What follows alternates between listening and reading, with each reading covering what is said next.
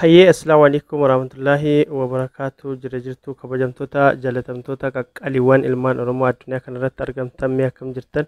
Alhamdulillah na biraa jireenyi bareedduudha. Baga Rabbiin Ramadaana 27ffaatiin isin ga'ee halkan Leelatul Qadrii halkan jalatamtuu kana kan barakaa Rabbiin isin haa godhu keerii Ramadaana keessaa kan Rabbiin nu haa waffaqu isiniin jecha egaa isin jalaa badeen ture dhiifama. Inshallah akkuma beekamu gaa ani qophina isiniif dhiyeessaa ture akkuma isin beektan haala dhukkuba baraafamaa yookaan immoo koronaa vaayirasii kana irratti kan isin hojjedhu gidduu kana immoo guyyaa 2-3 kana isiniif hin dhiyeessine yaa'u haalli natti mijoonne jechuudha. Kanaaf har'a qophii kiyya xumuree isiniif dhiyaadheetiin jira, isinis itti dhiyaadhaa haga xumura qophii kootiitti na hordofaa isiniin jedha. Egaa kan nuti ilaallu jechuudha akka guutuu aalamaa kana aalamni kun haala kamirra jira, biyya kamitti jabaateera, akkasuma biyya kamitti immoo gadi bu'ee jira, sadarkaa biyya kamtu qabateera isa jedhudha. Akkasuma kan biyya keenyaa fi naannawa biyya keenyaa gaggabaabsinee kan ilaallu ta'a haga xumuraatti na hordofaa. Egaa akkuma beekamu biyya keenya keessatti illee haalaan dabalaa jira akka ijootti yoonan kan isiniif ibsu ta'e jechuudha. Guyyaa hadhaa qorannaa laaboraatoorii sa'aatii 24 keessatti godhameen namoota 3,272 irratti kan godhame namoota 13 irratti argamee jira. Egaa akkasuma biyyoota ollaa keenyaattis irraa akkasuma kan biyya Arabaa akkasuma immoo kan guutuu addunyaa kana lakkoofsi aalama irratti namoota dhukkuba kanaan qabamanii jiranii meeqa qabeera kan jedhu wajjin ilaallaa jechuudha inshallah. Egaa jalqaba irratti kanan isiniif dhiyeessu lakkoofsa namoota aalama kana irratti dhukkuba kana wajjin jiraataa jiraniiti jechuudha.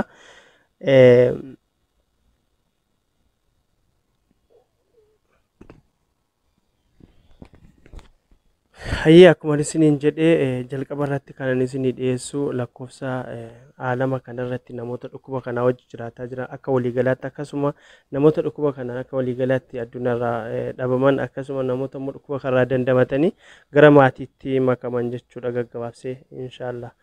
Egaa jalqaba irratti akkuma isiniin jedhee namoonni guutuu addunyaa kana irratti dhukkuba kanaan qabamanii yookaan dhukkuba kana wajjin jiraataa jiran nama miliyoona 4 fi 964 fi 25 qaqqabee jira. Irra isinii deebi'a namoota miliyoona 4 fi 964 fi 25 akkasuma namoonni dhukkuba kana balaa dhukkuba kanaatiin lubbuu dhaban haga hadhaatti nam 300 fi 28 fi 400 fi 33 qaqqabeera.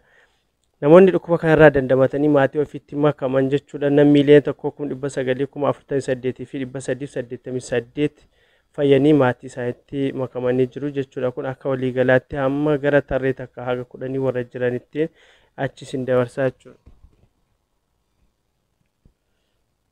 Egaa Ameerikaan akkuma beekamu sadarkaa tokkoffaarratti kan argamtu jechuudha. Guyyaa hadhaa nam 13,161 galmeessitee oolte akkasuma nam 1,200 du'aan boqotee oole. Akka waliigalaatti namni biyya Ameerikaatti balaa dhukkuba kanaatiin lubbuu dhabe haga wanaatti nam 92 fi 983 qaqqabeera. Akkasuma namoonni dhukkuba kana wajjin jiraataa jiran nam miliyoona takka 563 fi 455 sadarkaa tokkoffaa irratti argamti. Ruusiyaan sadarkaa lammaffaa irratti kan argamtu jechuudha. Guyyaa hadhaa nam 9,263 galmeessitee oolte.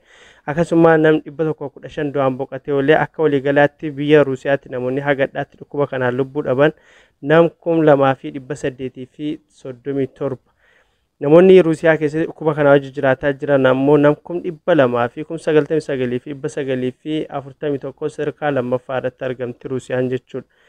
Ispeen sadarkaa sadaffaa irratti kan argamtu guyyaa hadhaa nam 600 fi 15 galmeessitee oolte. Akkasuma nam 69 du'aan boqotee oolee. Akka waliigalaatti biyya Ispeenitti namoonni haga hadhaatti lubbuu dhaban nam 27,778 akkasuma Ispeen keessatti dhukkuba kana wajjin namoonni jiraataa jiran jechuudha. Nam 278 fi 803 qaqqabeera jechuudha akka waliigalaatti. Biraazil sadarkaa afuraffaa irratti kan argamtu.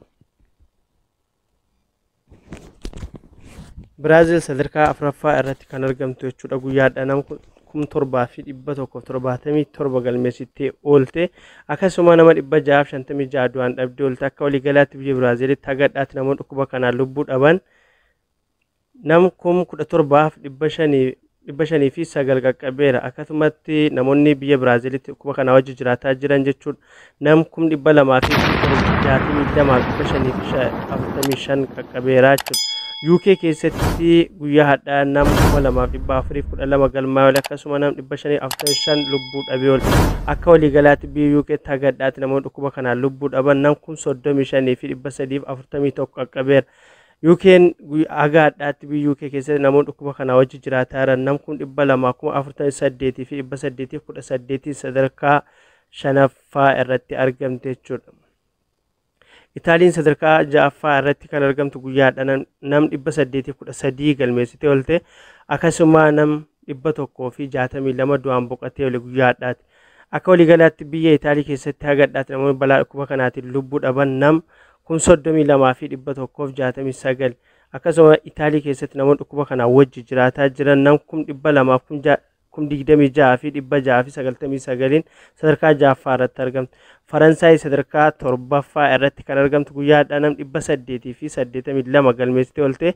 Akka waliigalaatti biyya Faransaaytti namoonni haga har'aatti dhukkuba kanaan lubbuu dhaban nam 28,022. Akkasuma Faransaay keessatti namoonni dhukkuba kanaa wajji jiraataa jiran nam 180,809 sadarkaa 7ffaa irratti argamti. Jarmaan sadarkaa 8ffaa irratti kan argamtu guyyaa har'aa nam 489 galmeessitee oolte. Nam 53 du'aan dhabdee oolte.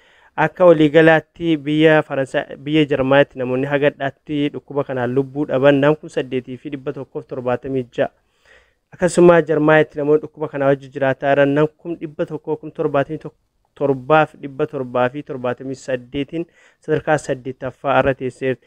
Turkiin sadarkaa 9ffaa irra kan jirtu guyyaa har'aa nam 1,022 galmeessitee oolte. Akkasuma nam 28 du'aan dhabdee oolte. Akka waliigalaatti namoonni biyya Turkiitti balaa dhukkuba kanaatiin lubbuu dhaban nam 4,199 qaqqabee jira. Akkasuma Turkii keessatti namoonni dhukkuba kanaa wajji jiraataa jiran jechuudha nam 151,615 sadarkaa 9ffaa irratti argamti. Iraan sadarkaa 10ffaa irratti kan argamtu guyyaa har'aa nam 2,111 galmeessitee oolte. Akkasuma nam 62 du'aan dhabdee oolte. Akka waliigalaatti Iraan keessatti haga har'aatti namoonni balaa dhukkuba kanaatiin lubbuu dhaban nam 7,119 qaqqabeera. Akkasuma akka waliigalaatti Itaalii keessatti namoonni dhukkuba kanaa wajji jiraataa jiran jechuudha nam 124 fi 603 sadarkaa 10ffaa irratti argamti. Kunneen akka sadarkaatti warra kaamii tokko haga 10 warra jiranidha. Amma kan biyya Arabaa irraa inni isiniif ilaalaa jechuudha, isiniif dhiyeessaa jechuudha. Saudi Arabiyaa keessatti guyyaa har'aa namni 9 du'aan boqotee ooleera. Nam 2,509 galmaa'ee oole. Akka waliigalaatti biyya Saudiitti namni haga har'aatti du'aan boqote nam 329 qaqqabeera. Akkasuma lakkoofsi namoota dhukkuba kanaa wajji jiraataa jiran jechuudha biyya kana keessatti nam 59,854 qaqqabeera. Dubaay keessatti guyyaa har'aa namni 3 du'aan yoo boqotu akka waliigalaatti nam 227 qaqqabeera kan du'e. Akkasuma guyyaa har'aa nam 873 galmeessitee oolte. Akka waliigalaatti biyya Dubaay namoonni dhukkuba kanaa wajji jiraataa jiran nam 25,063 qaqqabeera. Qatar keessatti guyyaa har'aa nam 1,637 galmaa'ee oole. Akka waliigalaatti biyya Qataritti haga har'aatti namoonni balaa dhukkuba kanaatiin lubbuu dhaban nam 15 jechuudha. Akkasuma lakkoofsi namoota biyya Qataritti dhukkuba kanaa wajji jiraataa jiran nam 35,606. Oomaan keessatti guyyaa har'aa namni 2 du'aan yoo boqotu akka waliigalaatti nam 27 qaqqabee jira kan du'e. Akkasuma guyyaa har'aa nam 292 galmeessitee oolte. Akka waliigalaatti biyya Oomaanitti namoonni dhukkuba kanaa wajji jiraataa jiran nam 5,671 qaqqabee jira. Bahareen keessatti guyyaa har'aa nam 190 galmaa'ee oole. Akka waliigalaatti haga har'aatti namoonni lubbuu dhaban nama 12. Akkasuma lakkoofsi namoota Bahareen keessatti dhukkuba kanaa wajji jiraataa jiranii nam 7,374 qaqqabee jira. Kuweet keessatti guyyaa har'aa namni 3 du'aan yoo boqotu akka waliigalaatti namoonni dhukkuba kanaan lubbuu dhaban nam 121 qaqqabee jira Kuweet keessatti. guyyaadhaa nam kum tokkoof 73 galmeessitee olta akka waliigalaatti Kuwait keessatti namoonni dhukkuba kana wajji jiraataa jiran jechuudha. Nama 16,764 qaqqabee jira. Kun gaggabaabsee kan isinii dhiyeesse kan biyyoota Arabaati. Amma kan biyya keenyaaf naannoo biyya keenyaa ollaa biyya keenyaa gaggabaabsee kan isin biraan ga'uutaa haga xumuraatti na hordofaa. Yoo isinitti tole share like akkasumas subscribe gochuu hin irraanfatina. Egaa Egypt keessatti guyyaadhaa namoonni 14 du'aan boqotanii jiru. Akkasuma akka waliigalaatti nam 659 qaqqabeera kan du'aan boqote jedha ragaan kan agarsiisu. Akkasuma guyyaadhaa nam 720 galmeessitee olta akka waliigalaatti Egypt keessatti namoonni dhukkuba kana wajji jiraataa jiran nam 13,484 qaqqabeera. Suudaan guyyaa hadhaa kan du'es ta'e kan dhukkuba kanaan galmaa'an jiru akka waliigalaatti nam 500 du'ee jira. Suudaanitti namoonni dhukkuba kana wajji jiraataa jiran 2,591 qaqqabee. Eertiraan 239. Soomaaliyaa keessatti guyyaa hadhaa kan du'es ta'e kan qabame hin jiru. Akka waliigalaatti namoonni dhukkuba kanaan haga hadhaatti biyya Soomaaliyaatti lubbuu dhaban nam 57. Akkasuma lakkoofsi namoota biyya Soomaaliyaatti dhukkuba kana wajji jiraataa jiran nam 1455. Keeniyaan guyyaa hadhaa nam 51 galmeessitee olta akka waliigalaatti biyya Keeniyaatti namoonni dhukkuba kanaan lubbuu dhaban nam 50 guuteera. Akkasuma lakkoofsi namoota biyya Keeniyaatti dhukkuba kanaan qabamanii nam 963 qaqqabeera. Itoophiyaan akkuma duraan akka mata dureetti isinii ibse qorannaa laaboraatoorii sa'aatii 24 keessatti nam 3,272 irratti gooteen namoota 13 irratti dhukkuba kana argitee jirti. Akka waliigalaatti jechuudha nam 365 qaqqabee jira jechuudha. Namoonni haga hadhaatti biyya keenyatti balaa dhukkuba kanaatiin lubbuu dhaban nama 5dha. Egaa kabajamtoota dhaggeeffattoota qophii hoo kanneen ani isiniif guyyaa hadhaatti qabadhee isinii dhiyaadhee kan hanga ammaa kana fakkaata. Inshaallah rabbi jennaan haga viidiyoo haala kanaan wal fakkaatuun qabadhee isinii dhiyaadhutti nageenyi rabbi isiniif haa baay'atu. Wassalaamu alaikum ورحمة الله وبركاته.